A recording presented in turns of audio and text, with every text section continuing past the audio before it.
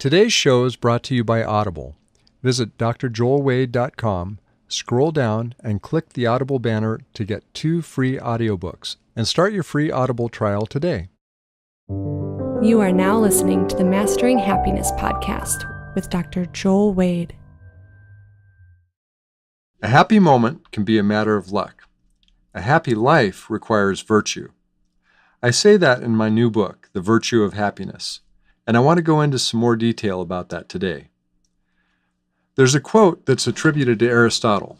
If you look up Aristotle quotes online, you'll find it there. It's actually not his quote, though. Somebody must have made it up and somehow it found his name on it. But I'm going to say it anyway because it does reflect his main point and the overall spirit of his most important enduring work, the Nicomachean Ethics, written around 2,500 years ago.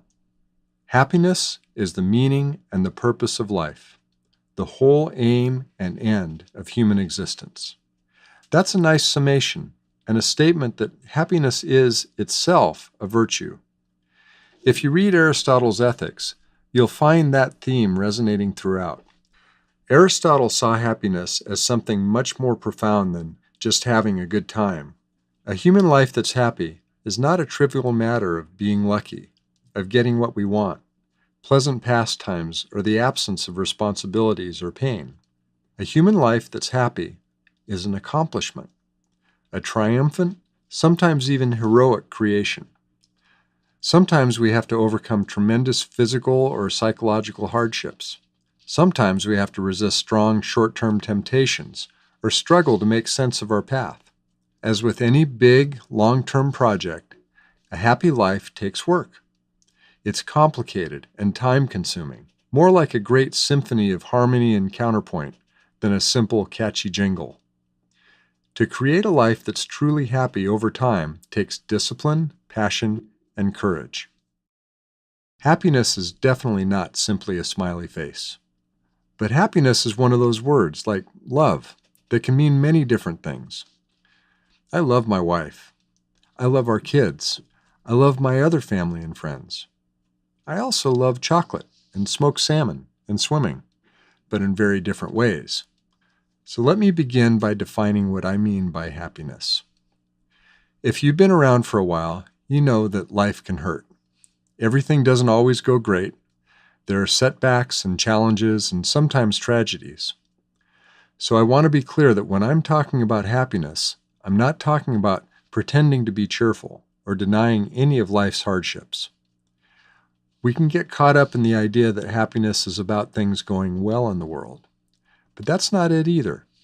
How many times have you thought something like, boy, when we can get that car or that house or when that deal goes through, then we'll be really happy. But usually, within a few weeks of getting that new thing, we pretty much habituate it. In fact, when people win the lottery, they are happier for a while. But within about 6 months, most are right back to the same level of happiness they were before, wherever that may have been. I don't mean to say that doing fun things, having a happy time, or having things go well aren't good or desirable. They're certainly part of a happy life. They just aren't what make for a happy life long term, through good times and bad, sickness and health, through the ups and downs and challenges of life. When I talk about happiness, what I mean is what Aristotle meant, more like the meaning of the ancient Greek word eudaimonia. My favorite translation of that word is success at being human. Eudaimonic happiness, success at being human, is consistent with and supportive of many of the great virtues, such as courage, integrity, gratitude, empathy, generosity, compassion, forgiveness, achievement, self-discipline, devotion, loyalty, and kindness. So, virtue and happiness, as I see it, work together in a benevolent cycle. Our virtues creating the bedrock for a happy life, and happiness often, but not always, creating a natural feedback for practicing virtue over time.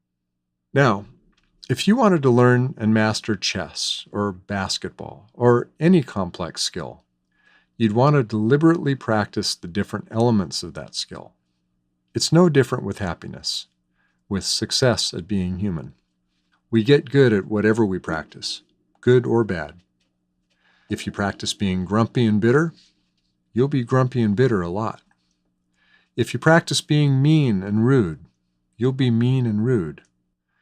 If you practice dwelling on bad experiences, you'll build an expressway for the memories of those experiences into your everyday awareness.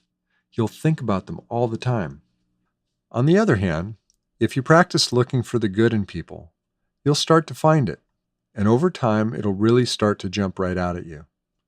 If you practice feeling grateful for the good people and things in your life, you'll have and appreciate those feelings more often. And if you practice treating people with respect and dignity, you'll end up doing that as your default setting. Striving for success at being human means building the skills and the thinking and the attitudes that lead to success at being human. That takes consciousness, effort, and energy over time. Just like earning material wealth, we can earn emotional and psychological wealth by practicing certain long-term habits. That's the point and focus of my book and audio course, Mastering Happiness. You might think of it as building psychological capital. Today I want to talk about a couple of the essential qualities you can earn and how to practice them and build them over time. Future podcasts will go into more depth with these and explore other areas that can genuinely build these qualities for a genuinely happier life. Let's start with two of these qualities, grit and resilience. Grit is perseverance and passion over time and through adversity to reach long-term goals and to follow through on your commitments. Resilience is the ability to adjust and recover from adversity. Have you ever experienced failure? If you have a pulse, it's pretty certain that you have. We've all failed at something. It's part of life, part of learning what our abilities could be. Have you ever failed at something, then picked yourself up, dug in, and done some really hard work to turn that failure around?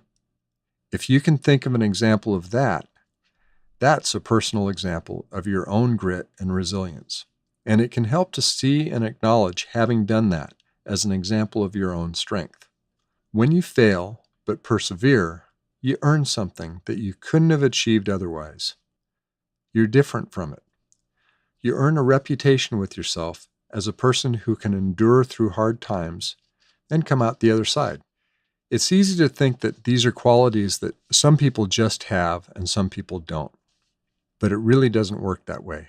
Grit and resilience are not qualities that you have, they're qualities that you do, qualities that you earn.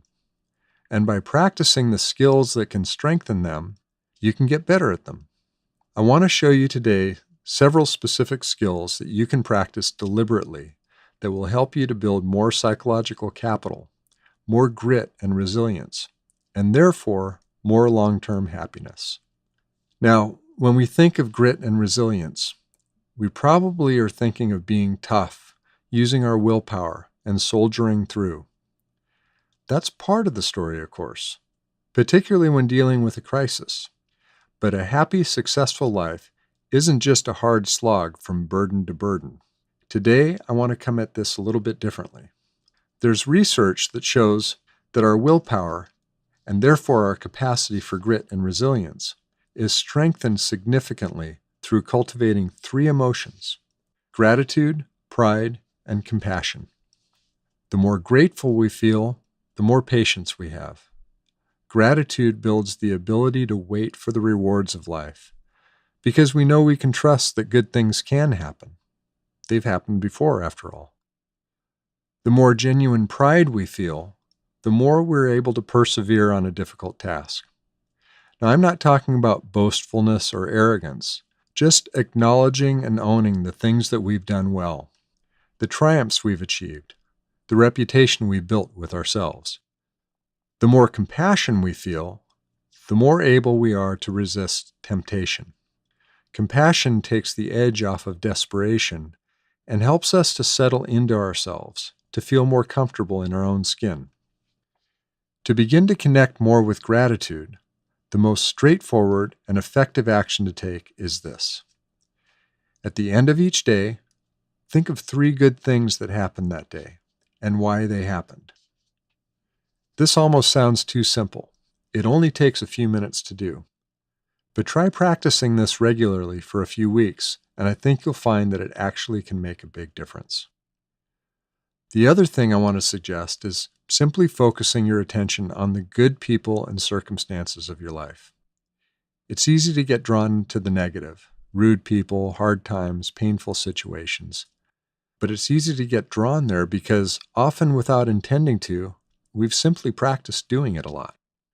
For a few weeks, practice instead looking for the good people and circumstances in your day-to-day life, in your past, and even in what's to come, the possibilities of future connection and opportunity. You don't need to deny any hardship here. Just acknowledge it and then steer your attention to what you have to be grateful for. Gratitude strengthens us. It gives us a place to stand where we can feel trust in the benevolence around us, even if it's less than we'd like. By seeing, enjoying, and taking in the good people and circumstances of our lives, we can have more trust to lean into our lives now.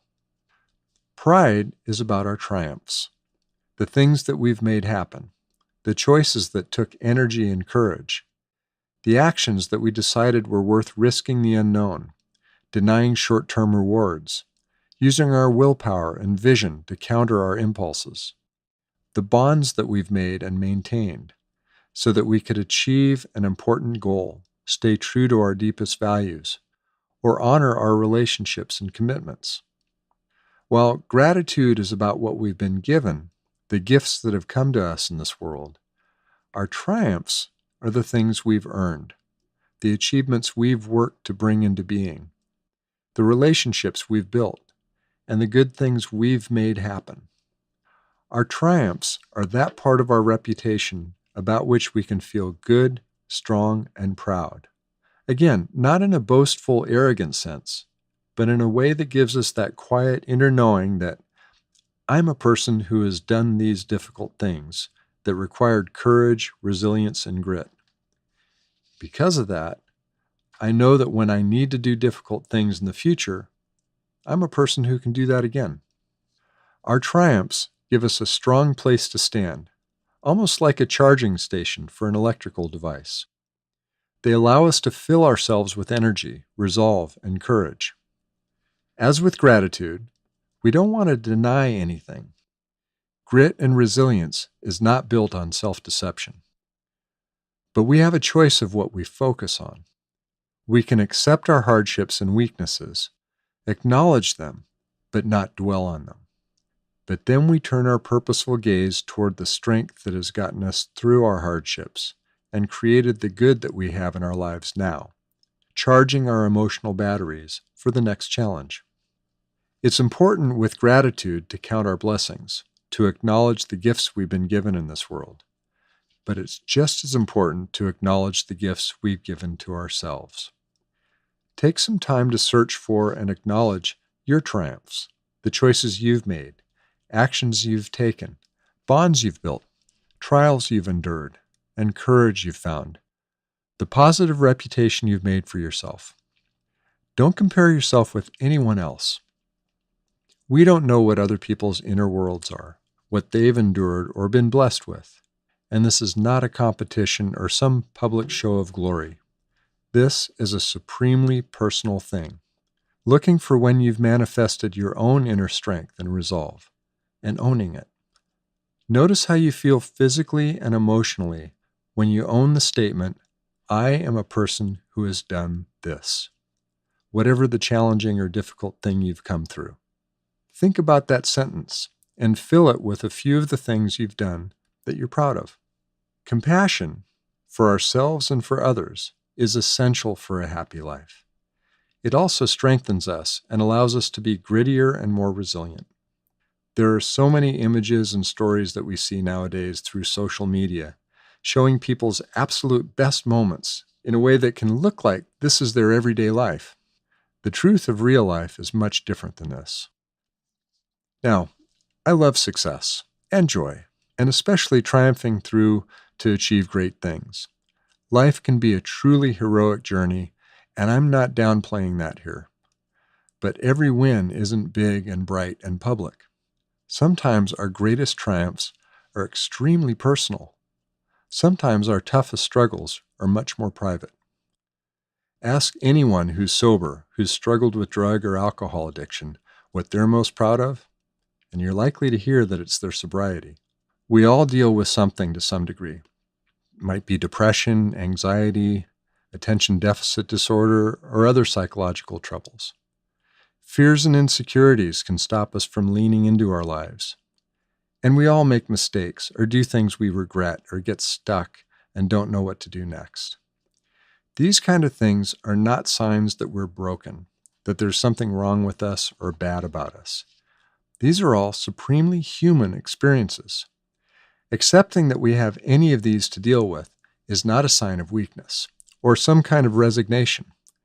To the contrary, it's the first step in finding the inner strength and resources to face them, engage them, and master them. Having compassion for our inner struggles, mistakes, fears, and insecurities is part of orienting to reality, something I'll talk more about in a minute. But it also includes an essential ingredient, kindness toward ourselves. Without compassion, all we're doing is driving ourselves, criticizing ourselves, hounding ourselves for our imperfections. That's the best way to weaken and defeat ourselves. We're not machines or computers designed to run at capacity nonstop. We're biological, spiritual, creative. Our strength and focus ebbs and flows, expands and contracts. Our willpower fatigues, and we need to recharge. Having compassion for ourselves allows us to ride those waves, to respond to our own deeper signals for what we need and value. This is a much stronger position than expecting some kind of perfection, and it allows us to actually perform better in the real world, too. Paradoxically, the more compassionate and kind we can be toward ourselves, the more we can tap into our ability to power through when we need to. Look for something that you tend to criticize yourself for. You may find a few recurring events or actions that you criticize yourself for.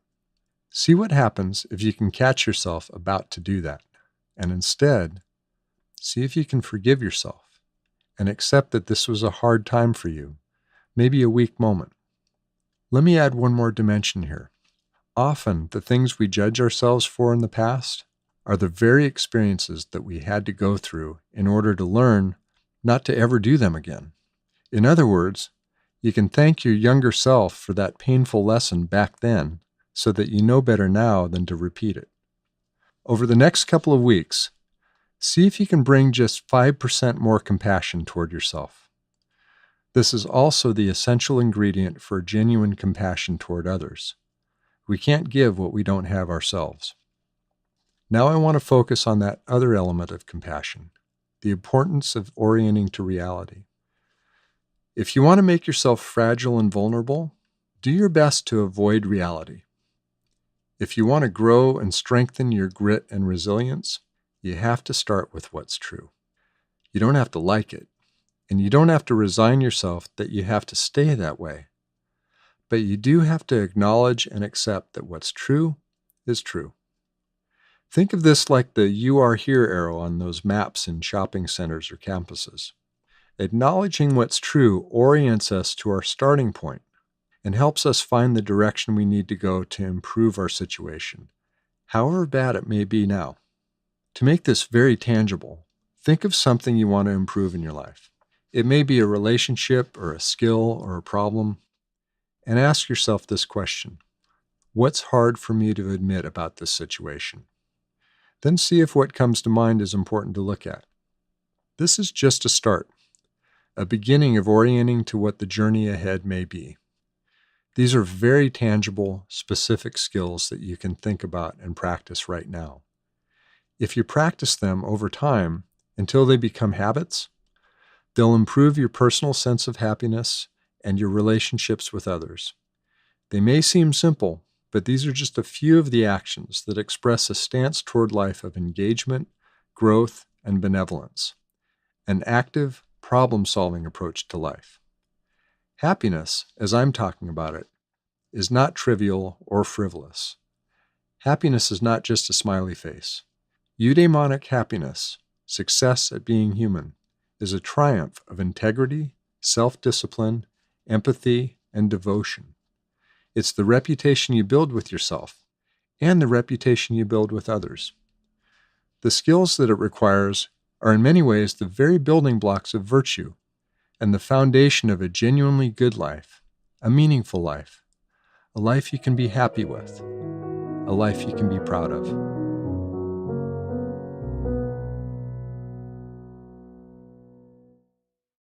Today's show is brought to you by Audible.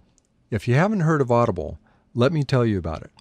Audible is a subscription service that gives you access to thousands of amazing audiobooks from all over the world.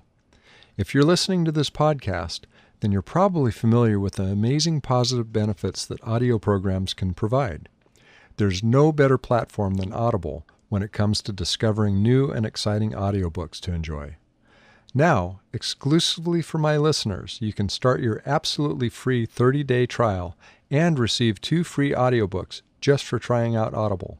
If you don't like it, cancel before the 30 days is up at no cost to you.